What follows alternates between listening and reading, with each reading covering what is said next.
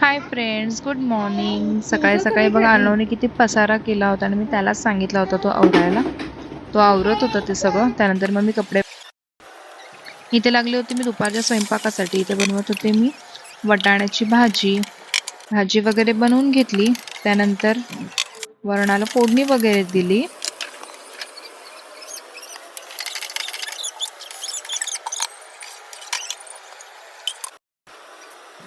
त्यासोबत मी बनवायला घेतली कोशिंबीर काकडीची, सिंपल अशी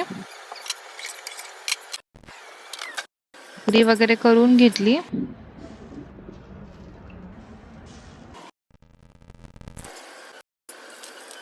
थोड्याशा मिरच्या तळल्या, कोथिंबीरच्या वड्या तळल्या आणि आम्ही दुपारी जेवण वगैरे घेतलं.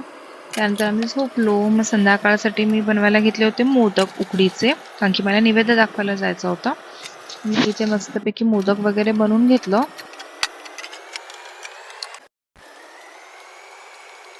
त्यानंतर संध्याकाळी उठल्यानंतर अर्णवला निकेत नाश्ता भरवत होता. आज त्याला सुट्टी होती म्हणून त्याला सांगितलं भरव म्हणून. ते देवाची पूजा वगैरे केली संध्याकाळी. मग मी घेतले होते मोदक करायला. मोदक वगैरे केले पटापट आणि मग मी गेले नैवेद्य दाखवायला गणपती बाप्पाला.